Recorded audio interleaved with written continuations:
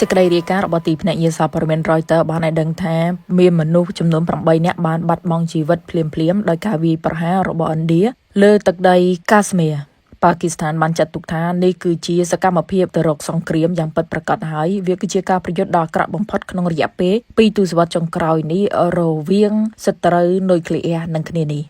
តំបន់ដែលមានចំនួនជិត80ឆ្នាំកាស្មៀរពេលនេះស្ថិតនៅក្រោមការវាយប្រហារយ៉ាងចិញ្ច្រំរបស់ឥណ្ឌាដែលជាការឆ្លើយតបពីសំណាក់ឥណ្ឌានៃករណីសម្លាប់អ្នកទេសចរហិណ្ឌូចំនួន26នាក់នៅលើទឹកដីកាស្មៀរកាលពីខែមុនកងជីវពលដែលមានមូលដ្ឋាននៅលើទឹកដីប៉ាគីស្ថានបានចេញមុខទទួលខុសត្រូវឥណ្ឌាបានបញ្ជាក់យ៉ាងដូចនេះហើយឥណ្ឌាក៏ចោទប្រកាន់ភ្លាមថាគឺរដ្ឋាភិបាលប៉ាគីស្ថាននៅពីក្រោយតែយ៉ាងណារដ្ឋាភិបាលប៉ាគីស្ថានបានចេញមុខបដិសេធឥណ្ឌាបានហៅប្រតិបត្តិការសឹកនៅថ្ងៃទី7ឧសភានេះថាគឺជាប្រតិបត្តិការស៊ីនដ័រដោយវាប្រហារនៅលើទឹកដីកាស្មៀរចំនួន9ទីតាំងនៅក្នុងនោះឥណ្ឌាដាក់ថាសុទ្ធតែជាទីតាំងនៃហេដ្ឋារចនាសម្ព័ន្ធភេរវកម្មដែលការវាប្រហារនេះគឺប្រឆាំងភ្លាមអ៊ីស្លាមាបាតបាននិយាយថាមានចំនួន6ទីតាំងដែលត្រូវបានវាប្រហារបានសម្រេចកងកម្លាំងឥណ្ឌាក៏បានវាប្រហារទីស្នាក់ការនៃក្រុមកងជីវពលអ៊ីស្លាមចាអ៊ីសអ៊ីម៉ូហាម៉ាត់និងឡាសាអ៊ីតៃបានេះបញ្យល់ទៅតាមប្រភពការពារជាតិឥណ្ឌាបានប្រាប់សារព័ត៌មាន Reuters ឥណ្ឌាបានបញ្ជាក់បានថាពួកគេអត់ធ្មត់ណាស់នៅក្នុងការជ្រើសរើសគោលដៅ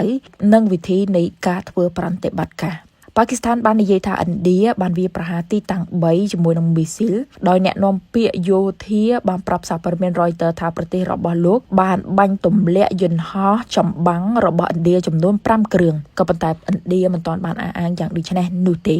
កងទ័ពរបស់ប្រទេសមួយនេះបានដោះដូរនៅការវាយប្រហារគ្នាដោយគ្រាប់កាំភ្លើងនៅតាមបណ្ដោយព្រំដែនហ៊ីម៉ាឡ័យនៃទឹកដីកាស្មៀរយន្តហោះចម្បាំងរបស់ឥណ្ឌាឥឡូវស្ថិតនៅលើដែនអាកាសឥណ្ឌាដដែលនោះទេក៏ប៉ុន្តែខាងក្រសួងការបរទេសប៉ាគីស្ថានបានបញ្ជាក់ថាវាបានបំពានអធិបតេយ្យប៉ាគីស្ថាននៅពេលដែលប្រើប្រាស់អាវុធដាក់គោលដៅទៅលើជនស៊ីវិលនេះគឺគេកំពុងតែដាស់ឲ្យយើងភ្ញាក់មកកាន់សកម្មភាពនៃសង្គ្រាមហើយគិតចាប់ពីឆ្នាំ2003នៃបទចុបបាញ់ប្រទេសទាំងពីរតាំងចិត្តនៅក្នុងការមិនប្រើប្រាស់នៅសពាវុធដើម្បីវាយប្រហារគ្នាទេវាកម្រណាស់នៅក្នុងតំបន់កាស្មៀរចាប់ពីពេលនោះមកបន្ទាប់ពីការផ្ទុះឡើងវិញនៅថ្ងៃពុធនេះប្រជាជនប៉ាគីស្ថានមានសភាពតក់ស្លុតជាខ្លាំងនៅក្នុងពេលនេះហើយកំពុងតែអង្រួនរដ្ឋាភិបាលអ៊ីស្លាមាបាតតាមអ្នកនាំពាក្យយោធាប៉ាគីស្ថានបានឲ្យដឹងថាមនុស្ស35នាក់បានរងរបួស2នាក់បាត់ខ្លួនតែបើតាមប្រភពសារព័ត៌មាន CNN វិញបានរាយការណ៍ថាមកទល់ពេលនេះមនុស្សចំនួន12នាក់ត្រូវបានបាត់បង់ជីវិតឥណ្ឌាបានចាត់ទុកមនុស្ស12នាក់នោះថាគឺជាភេរវករហើយ55នាក់បានរងរបួសប្រព័ន្ធផ្សព្វផ្សាយរបស់ឥណ្ឌាបង្ហាញវីដេអូនៃការផ្ទុះអណ្ដាតភ្លើងខ្មុខ្មាញ់នៅក្នុងអាកាសនៅព្រលឹមហើយប្រជាជនបានភៀសខ្លួនចេញពីតំបន់កាស្មៀរនេះ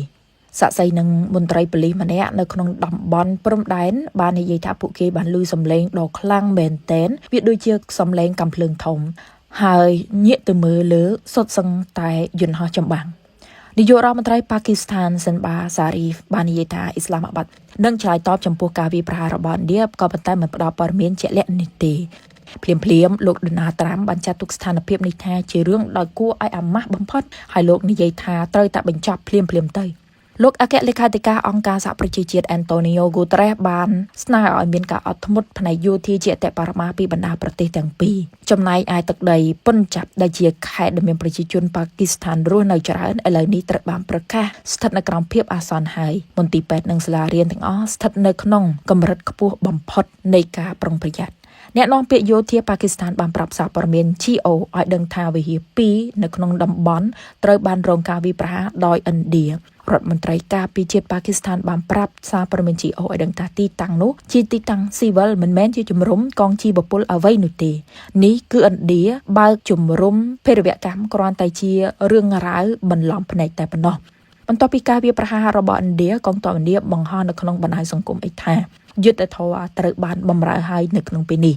អ្នកនាំពាក្យនៃស្ថានទូតឥណ្ឌានាទីក្រុងវ៉ាស៊ីនតោនបានប្រាប់ Reuters ថាភស្តុតាងគឺបញ្ជាក់ពីការពាក់ព័ន្ធនៃភេរវកម្មដោយមានរដ្ឋាភិបាលប៉ាគីស្ថាននៅពីក្រោយនៃការវាយប្រហារមួយនេះ ឥណ្ឌាបានឲ្យដឹងថា2ទៅ3នាក់នៃជនសង្ស័យនៃការវាយប្រហារមានសញ្ជាតិប៉ាគីស្ថានក៏ប៉ុន្តែមិនផ្ដល់ព័ត៌មានលម្អិតនោះទេប៉ាគីស្ថានបដិសេធចំពោះអ្វីដែលហៅថាជាការប្រព្រឹត្តឡើងរបស់រដ្ឋាភិបាលពួកគេនៅក្នុងការសម្លាប់មនុស្សខែមេសានោះប្រភពព័ត៌មាននៃការវាយប្រហារកំពុងតែអង្រួនអនាគតនៃទំនាក់ទំនងប្រទេសទាំងពីរក៏ប៉ុន្តែបន្ថែមពីនេះគឺជ្រោះជ្រៅនៃសង្គ្រាមទ្រង់ទ្រាយដែលត្រូវរិះសាយជាងនេះជើងហោះហើរជាច្រើនរួមទាំងជើងហោះហើរធំបំផុតរបស់ឥណ្ឌាឈ្មោះថា Indigo Air India Qatar នៅក្នុងពេលនេះបានរំសាយការហោះហើររបស់ពួកគេនៅលើទឹកដីនៃប្រទេសទាំងពីរភ្លាមៗខណៈដែលឥណ្ឌាហើយនិងប៉ាគីស្ថានក៏ប្រកាសនៅក្នុងការបិទជើងហោះហើរដោយបិទដែនអាកាសនិងលំហអាកាសតែម្ដងទៀតប្រតិបត្តិការយោធារបស់ឥណ្ឌាឈ្មោះថា Sindhwan នេះគឺជាប្រតិបត្តិការមួយដែលសំដៅទៅលើពណ៌ក្រហមដែលជាពណ៌ប្រពៃណីអាពាហ៍ពិពាហ៍របស់ឥណ្ឌាទីប្រឹក្សាសន្តិសុខជាតិឥណ្ឌា Ajit Doval បាននិយាយជាមួយនឹងលោករដ្ឋមន្ត្រីការបរទេសអាមេរិក Marco Rubio ក៏ដូចជាមន្ត្រីជាន់ខ្ពស់ឥណ្ឌាដែលសង្ខេបជូនទៅកាន់សហរដ្ឋអាមេរិកចក្រភពអង់គ្លេសរុស្ស៊ីអារ៉ាប៊ីសាអូឌីតនិងអារ៉ាប់អ៊ីម៉ារ៉េតផងដែរអំពីព័ត៌មាននេះការវាយប្រហាររបស់ឥណ្ឌាកាន់តែជ្រៅទៅជាការឆ្លើយតបរបស់ទីក្រុងញូដេលីចំពោះការវាយប្រហារនៅក្នុងទឹកដីកាស្មៀរដែលត្រូវបានឥណ្ឌាស្ដីបន្ទោសទៅកាន់ប៉ាគីស្ថានចំណែកការវាយប្រហារនៅក្នុងឆ្នាំ2019ត្រូវបានគេរំលឹកម្ដងទៀតដែលនៅក្នុងពេលនោះគឺជាការដែលឥណ្ឌាសងសឹកដែលប៉ូលីសឥណ្ឌាចំនួន40នាក់ត្រូវបានសម្លាប់នៅក្នុងតំបន់កាស្មៀរឥណ្ឌាក៏ធ្លាប់សងសឹកប៉ាគីស្ថានដែរចំពោះការសម្លាប់ទាហាន18នាក់ក្នុងឆ្នាំ2016ឥណ្ឌាជាយូរណាស់មកហើយបានចោទប្រកាន់ប៉ាគីស្ថានចំពោះអំពើហិង្សាដែលកើតមានឡើងលើទឹកដីកាស្មៀរដែលជាជ្រលងភ្នំដ៏ស្រស់ស្អាតក៏ប៉ុន្តែពោពេញទៅដោយបញ្ហានៅក្នុងតំបន់ជួរភ្នំហេម៉ាឡ័យជោគវាសនានៃកាស្មៀរត្រូវបានបន្សល់ទុកមិនដាច់ស្រេចនៅក្នុងឆ្នាំ1947បន្ទាប់ពីចក្រភពអង់គ្លេសបែងចែកឥណ្ឌានិងប៉ាគីស្ថាន